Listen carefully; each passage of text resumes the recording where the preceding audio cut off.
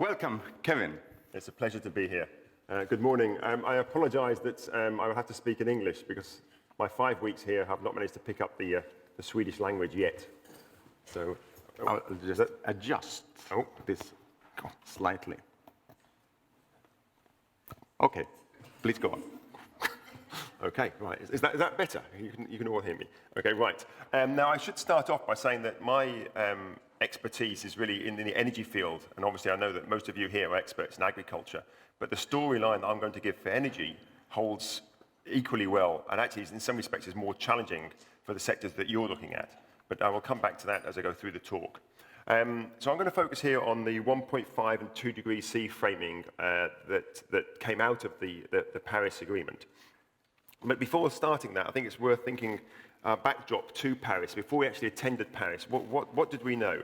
Well, we had since 1990, we had the first IPCC report. So 1990, a quarter of a century ago.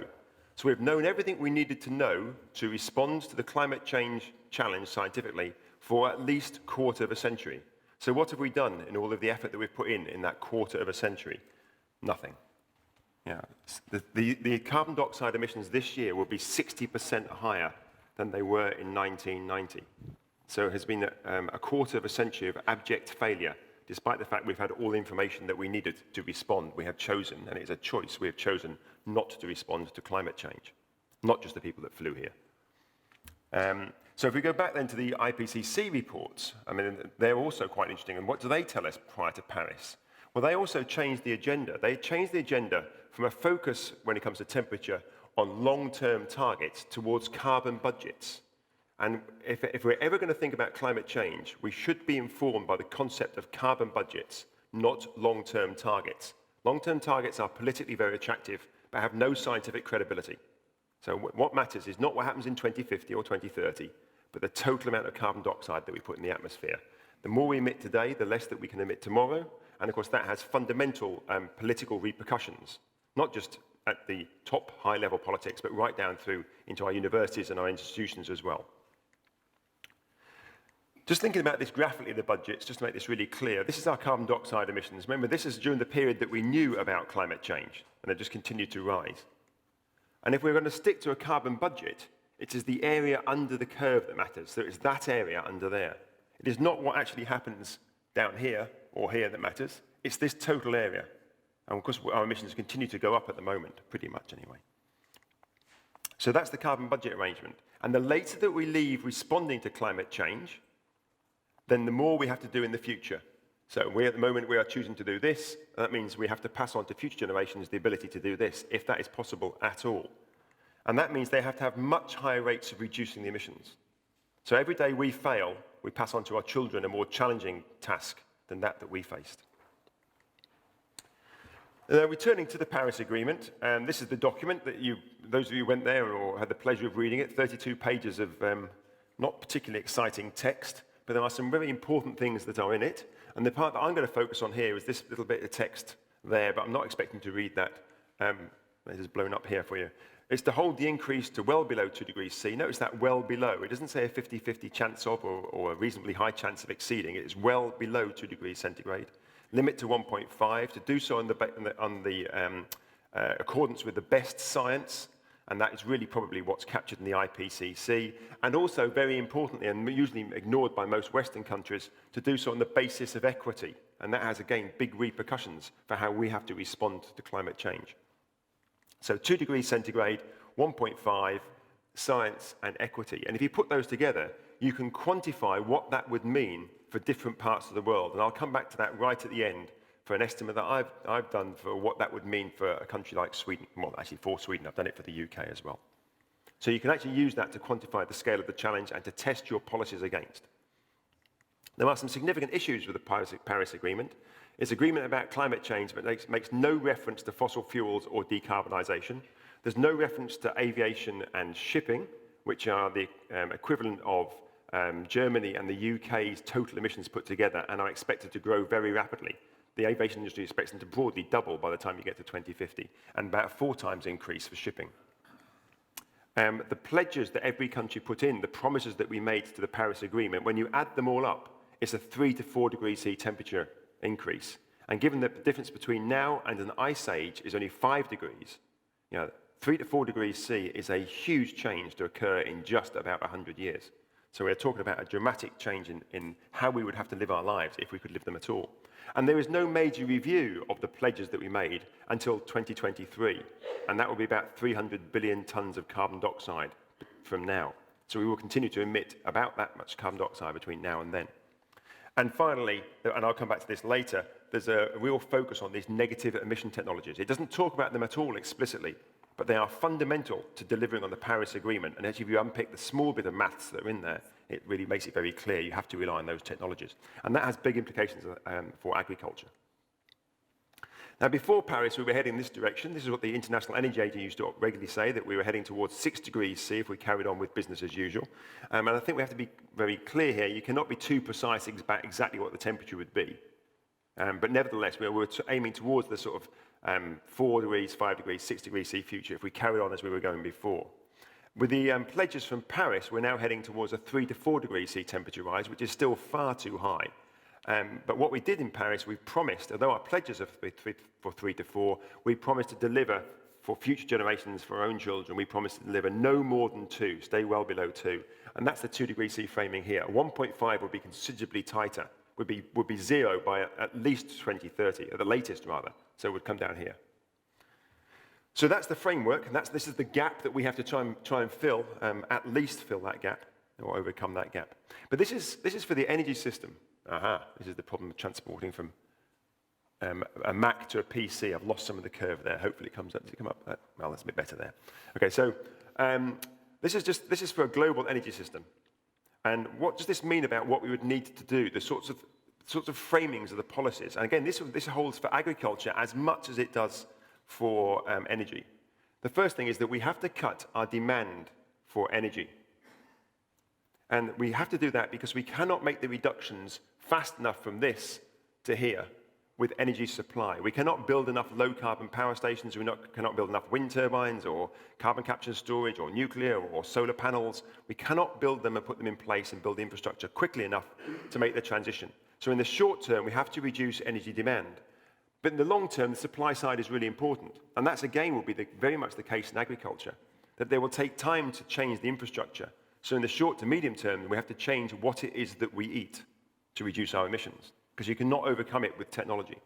And probably there's more you can do on the energy side with technology than you can do in agriculture. But we have signed up to do this on the basis of equity. So we haven't just signed up this as a global picture. We haven't just said, well, this is fine. We've then said, but we agree that the poorer parts of the world will have longer to make the transition. We've expressly agreed that in the Paris Agreement. So if we go and look at the carbon budgets, what does that actually play out? How does that look like for us? Now, we're focusing here on, quite a lot of people here, on 1.5 degrees centigrade. Now, we are going to use up the carbon budget for 1.5 degrees centigrade in between 3 and 13 years of current emissions. There'll be no carbon budget left for 1.5 degrees centigrade. 13 years is really the very top end of that. So that's been incredibly optimistic on climate sensitivity. So our pledges are not reviewed until 2023, 300 billion tons of carbon dioxide from now. So from a budget perspective, it is, in any reasonable sense, it is too late for 1.5 degrees centigrade. If you look at it from a budget point of view, are we going to make those sorts of profound changes in 3 to 13 years to get to 1.5 degrees centigrade? We're almost certainly going to go above that temperature threshold. But actually the story, although it's a little bit more hopeful for 2 degrees C, is still incredibly tight for even 2 degrees centigrade. A good chance of 2 degrees centigrade we have lost. We have chosen not to do enough, or chosen to do nothing. So 2 degrees centigrade, a good chance is now gone. And 2 degrees centigrade is about 6 degrees warming in the poles. So this is not a small temperature increase. Many people will die at 2 degrees C. They'll be poor, they'll be non-white, and they'll live a long way from here, and they'll be low emitters. They will have nothing to do with the problem. But we have chosen to say, well, to be honest, we don't really care that much about them. If we even wanted the 50-50 chance, which is still just about viable, of 2 degrees centigrade. Imagine, would you do that in a plane? If 2 degrees C is dangerous, would you get on a plane if it only had a 50% chance of landing safely? You wouldn't do, would you? But we're doing that experiment on the planet where we all live, where our children live. But even a 50% chance, that would require us to think of a warlike footing on climate change. We'd have to be making dramatic changes to how we live our lives. When we're in here today on a sunny day in Stockholm with the curtains closed and the lights on. Yeah. And that's how far we've got. We still haven't found a way of opening the curtains, letting the daylight in, and switching the lights off. 33% chance is about the best that we can now do, an outside chance of 2 degrees centigrade. And we have to think about that. That's what we have decided is the best that we can actually hand on to future generations. So what's this mean for richer and poorer parts of the world if we're going to deliver on that sort of promise? Well, for poorer parts of the world, let's be really optimistic. If the poorer parts of the world that are dominated by China's emissions at the moment, and China still is a very poor country when you look at its emissions per capita from a consumption-based point of view, not from a territorial, but from a consumption-based, in terms of the goods that they make for us as well. If they could peak their emissions by 2025, which is just about viable, and in Paris they said it would be 2030, and India said 2040, but that would still be a viable goal for China, and quite a lot of Chinese scholars think that as well. But then they would have to rapidly reduce their emissions by up to 10% per annum from every single year, post-2035, 10% every year. That's 3 times faster than the economists tell us is possible with economic growth. So this is a huge request of those parts of the world. And their energy system would need to be zero carbon by 2050. And alongside that would be profound changes to how they ran their agricultural systems as well. And they would have to think very seriously about what sort of agricultural systems they were going to be using when they're trying to feed their increasing populations. For the wealthy countries, this is really a simple bit of maths. We know the carbon budget then for the poorer parts. We have the carbon budget for 2 degrees centigrade, and we can work out what's the carbon budget for us. And we can do the maths around that. And that would mean at least a 10% per annum reduction in emissions starting this year. And I'll come back right at the end. It's actually slightly higher for Sweden and countries like the UK as well, because we're slightly wealthier than the average of the wealthy countries. That's about a 50% reduction by 2020. Now, these numbers really, although they're for energy, they're really a very good guide for the sorts of reductions you would need to deliver in agriculture. And I don't mean efficiency, I mean absolute reductions in emissions. Making things more efficient does not mean you reduce your emissions. 75% reduction by 2025, about a 90% reduction by 2030, and zero carbon energy by 2035. Zero carbon energy, not just electricity, everything by 2035. And yet what we submitted to Paris, with Sweden and the UK, or at least just the UK, as part of the EU, was a 40% reduction by 2030.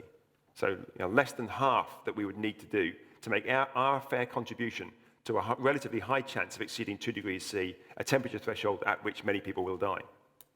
So that's the best that we thought we could do. And yet, when we were at Paris, we all celebrated. We all thought it was wonderful. Stars flew there in their private jets, and they clinked their champagne glasses with great politicians and said, aren't we all wonderful people? But actually, this is, look what we're handing to our future generations. Should we really have been celebrating in the way that we were? There were obviously some very good things that came out of Paris, but I think we should be a bit more careful about our celebration of what we've achieved until we've actually achieved something. So how are we going to reconcile these two positions? The euphoria we saw in Paris with actually what the maths tell us about climate change. And we're going to do it by having a magician pull rabbits out of the hat. And this is what we're relying on. This is what Sweden's relying on, the UK is relying on, the world is now relying on this, because it does not want to make any profound changes itself. We're going to rely on negative emission technologies, which sounds quite nice. It sounds like something that actually exists. We're going to suck huge quantities of carbon dioxide directly out of the atmosphere in years to come. So rather than us change our behavior, we're going to ask our children to find the technology and do this for us. And the one that is really popular, and again has big agricultural implications, huge agricultural implications, is biomass energy with carbon capture and storage. So we're going to plant trees and other forms of biomass material, miscanthus and switchgrass. We're going to grow these trees and plants. We're going to harvest them. We're going to transport them around the world. And as they grow, of course, they absorb carbon dioxide through photosynthesis. And we're going to burn them in our power stations. We're going to capture the carbon dioxide as it goes up the chimney. And then we're going to liquefy the carbon dioxide, or almost liquefy it, and store it underground for a few thousand years. That's what we're relying on at huge scale. This has never worked at scale. We've never achieved this from any power station at any scale other than just at almost experimental level. There are huge technical and economic unknowns. Even with carbon capture storage alone is challenging. It's even more challenging when you start putting biomass into the power stations. There are large efficiency penalties with it, and there's very limited biomass availability. Everyone wants biomass. The aviation industry wants it, the shipping industry wants it, the chemical industry wants it, and so does this technology here, BECCS. There are some estimates to say that you would have huge impacts on biodiversity. that actually the amount of BECCS that is assumed in the models is the equivalent of a temperature increase of 2.8 degrees C in terms of the effects on biodiversity. So there are some really big concerns there. Just to give some sort of scale of this, it's the equivalent of planting out an area of 1 to 3 times the size of India every single year, decade after decade, right through to beyond the end of the century, storing hundreds of billions of tons of CO2, hundreds of billion tons of CO2. This is more than humans have ever done in any field. This is more than we produce in cement or steel or waste around the planet added together. These are numbers that we have no comprehension of, and store this underground for thousands of years. Just to give a sort of a more tangible sense of what it is, this is where we live, and currently this planet absorbs about half of the carbon dioxide emissions that we put in the atmosphere through the oceans and through the plant life on the planet. So we pump out about 40 billion tons, and it absorbs about 20 billion tons. The guidance that has been given to governments by the economic and combined with climate models is that we will find another one of these planets somewhere nearby, the equivalent of, and suck out between 10 and 20 billion tons. So this is the assumption that we will find that much ability to absorb carbon dioxide. It's like attaching another biosphere to our planet. That is the scale of the reductions that we are assuming will be made by future generations to allow us to carry on living the lives that we are living today. So Paris, some academics and politicians, rather than focus on deep and urgent mitigation today, which would be very difficult for us, have big political and economic repercussions, we have chosen to hand on to future generations a reliance on negative emission technologies to remove huge quantities of CO2 from the air. So this is a really quite a damning story. Now, this all looks too challenging. So if it is too challenging, there's another problem with apples and PCs here, that should be 4 degrees C up here. If this is too challenging, well, what happens if we go to a higher temperature? Is it reasonable to think we can accept 3 or 4 degrees C? Unfortunately, there's not a lot of data out there on what the impacts look like at 3 or 4. Most people are focused on 2 degrees C. But there's a little bit of work out there, and I'm using something here from the Met Office. They did this a few years ago in the UK. At 4 degrees centigrade, the impacts for that are what happens during the extreme. So imagine during a heat wave. Maybe that's quite hard to imagine in Sweden or indeed in the UK, but you know, we're aware of these. They do occur across Europe. 2003, 20 to 30,000 people died in Europe during the heat wave in 2003. During the hottest periods of the year, during heat waves, which would then be prolonged at 4 degrees centigrade, you'd have about 8 degrees C additional warming in Europe, about 6 degrees C in China, and 10 to 12 degrees C in some parts of the States. That's on top of the temperature you're already seeing during a heat wave. So what does that start to mean? That means things like the tarmac on our roads, the covering of our roads starts to melt. It means our train lines start to buckle. It means the power lines that come underground in cities and towns to our fridges to keep our food cold during a heat wave would no longer be cooled. They're cooled by soil moisture. The moisture would evaporate, the cables aren't cooled, the cables can't bring the power in, the fridges stop working. So do the showers stop working, so we can't keep cool at night by having a shower, which is really an important way to stop dying in a heat wave, to keep cool at night. So actually the infrastructure in industrialized countries would start to break down at these sorts of temperatures. So we cannot think we are insulated from this sort of future. And remember, infrastructures take hundreds of years to put in place. I'm not sure how old this building is here, but you know, we live in buildings and infrastructures that have been developed and evolved from the Roman times, if not before. So things are not looking good from that point of view, but also from the food point of view. And I think this is work that definitely needs to be repeated and to see what results would be with the latest data. About a 40% reduction in some of the staple crops in the southern hemisphere, 30% reduction in yields of rice. These are big reductions at 4 degrees centigrade. At the same time, the world population is heading towards 9 billion. So this is not a world that we should be looking to head towards. There was a widespread view amongst the climate scientists I've engaged with, and this is anecdotal, but I mean, it'd be interesting to hear if anyone here would disagree with this, that 4 degrees C is sort of incompatible with an organized global community. How do we normally respond to this? Men normally reach for guns and start to fight with each other when the resources get that tight. We saw that in Darfur with the changes in pasture lands, and some people argue that some of the reasoning behind some of the tensions that have occurred in Syria and so forth have been exacerbated, not caused by, but exacerbated by some of the changes in the weather patterns they were seeing, which may be related to climate change. It's beyond adaptation. We will not be able to adapt to these sorts of changes. This is far too fast for us to adapt to many ecosystems will be destroyed. The emblematic ones, like the barrier reef and the rainforest, will be either completely destroyed or seriously denuded from where they are today. But beyond those ones, things like the pollination of plants by insects and so forth, that will be seriously changed as well. So significant impacts on food. And it's very unlikely that these temperatures would be stable. So you get 4 degrees centigrade, you get more melting of the permafrost, you get more methane, you get the oceans pumping out more CO2, carbon dioxide in the atmosphere as their temperature rises as well. So you'd likely see ongoing increases in temperature. So 4 degrees C would be on a path to a new equilibrium, 5, 6, 7, wherever it may stop in the future. So it would very unlikely be stable. So my polling, anecdotal polling of the scientists is that 4 degrees C should be avoided at all costs. And for those of you economists, the word all undermines the concept of discounting. You cannot discount the future. So let's go back to 2 degrees C and finish off with some more hopeful slides. There are things that we can do to hold to 2 degrees centigrade. And some people would argue for 1.5. I think that is probably pushing it quite hard now. But so it is still a viable goal. As I said, I think the outside chance of 2 degrees C is the best that we can hope for now.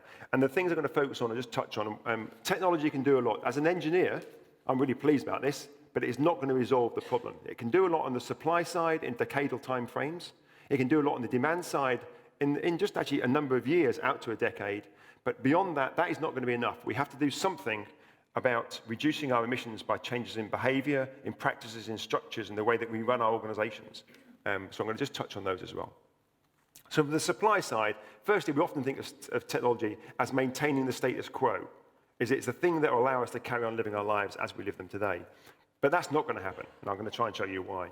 But it can do a lot. So on the supply, there are lots of things here, which I'm not going to go into details with, whether it's geothermal, whether it's wind, whether it's nuclear, whether it's hydro schemes, or whether it's solar panels. There are lots of technologies, but there's also biomass, which is uncertain as to whether that's sustainable or not, depends how it's done, and whether it's necessarily low carbon or not. Tidal, wave, and carbon capture and storage, which actually is not really low carbon, but sort of medium level carbon. So there are lots of technologies out there. And no doubt, again, in the agricultural sector, there are plenty of things that we know how to do. We're just choosing not to do them much of the time. But let's also be aware, when we look at energy, that most of the energy we consume is not electricity. Everything I pointed out there, almost everything, was about low carbon electricity. In Sweden, electricity is 30% of what you consume. 70% of the energy you consume in Sweden is not electricity. So what you also have to have is a massive program of electrification. So you basically got to electrify as much of your energy system as you possibly can, as quickly as possible. And I know there's some discussion about that here, and in Norway and other parts of Europe as well. But nevertheless, that is a huge challenge as well. So the demand side, I'm just going to use the example of private cars here. Without thinking about electric cars, we should be moving to electric cars, but actually we should be driving much less. We should be cycling more. We should be using more virtual communication. But just think about what we could do with existing technologies. Cars are responsible for about 12 to 15% of emissions. There are now over 300, in fact, there are now almost 400 model cars in the EU that are available that are under 100 grams of carbon dioxide per kilometre travelled. The average car in Sweden, I'm guessing, is about 160 to 170 grams. The average car being sold now is about 130 to 135 grams. And yet all of these cars are available now at no price premium. And they fulfill every single function of a car in terms of its transport requirements. The only thing, it doesn't embed necessarily issues of status, which many of us, is why we buy more powerful cars. It's not so we can go faster, but because we like the idea of having powerful cars. It says something about us. And that looks to be the case in Sweden as it is in the UK as well. 2/3 of all car travel is travelled by cars that are under 8 years old. You put those things together, you've got a really hopeful opportunity to change things. If you had very stringent CO2 standards, and these are set at a maximum level, not the fleet average as what we have today, then with existing cars, at no additional capital cost, at reduced fuel costs, because we wouldn't need to have as much, identical infrastructure, and the same companies that produce the cars, so there's not an employment issue, you could have about a 50 to 70% reduction in 10 years. Policymakers could be doing this today, and could have been doing this for the last 5 or 7 years, and have chosen not to do it. And this is a win-win opportunity. Now, if we did this across the sectors, across all sectors, we should have very, very stringent efficiency standards. Basically, the Top Runner program they use in Japan. The best that's available should be the average. The best available today should be the average by tomorrow or next year. And you keep ratcheting up like that. So very efficient standards, tighten them every single year, provide long-term and dynamic market signals, and you industrialize wealthy nations, in industrial and wealthy nations, you would have something like a 40 to 70% reduction in energy demand in about 10 years. That's viable today. And I'm just going to finish off by just saying that this is not enough. Technology is not enough. We need to move towards making changes in how people like us do what we do. And just to think about this, and the final few slides here, I'll be as quick as I can on these, on CO2 asymmetry, about who puts the emissions into the atmosphere. 50% of global emissions come from 10% of the population. We know who they are. We see them when we shave or when we put our makeup on in the morning. The top 1% of emitters in the US have carbon footprints the same size or 2,500 times bigger, rather, than the bottom 1% globally. You know, is that appropriate in a world that's trying to deal with climate change? Who's in this top 10%? If we can identify who they are, then we can really make some big changes.